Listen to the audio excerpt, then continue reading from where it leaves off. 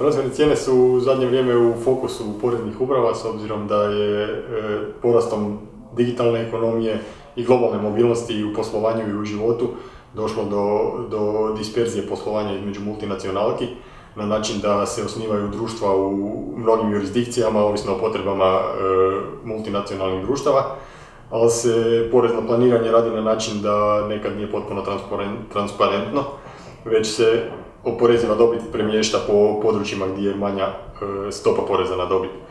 To je prepoznato i od strane OECD-a i velikih globalnih ekonomija, pa je iz tog razloga intenziviran rad na transfernim cijenama na način da je početkom 2013. pokrenuta takozvana Base Erosion and Profit Shifting inicijativa, koja je rezultirala krajem 2015. sa 15 akcijskih planova koji rade na zapravo usklađenju međunarodnih sporazuma i na transparentnom izvještavanju vezanom uz transferne cijene.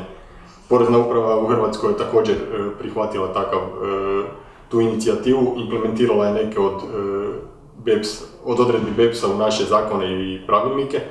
Imamo mogućnost sklapanja sporazuma sa poreznom upravom vezano uz transferne cijene. Za hrvatske porezne obveznike se javila obveza izvješćivanja porezne uprave o izvješću po državama, takozvani country by country reporting. I s obzirom da se ja već dugo bavim područjem transfernih cijena i s obzirom na povećani broj upita koji u PVC-u imamo vezano uz transferne cijene, u zadnje vrijeme sam se dosta specijalizirao za to područje i mogu odgovoriti na sve upite klijenata potencijalno.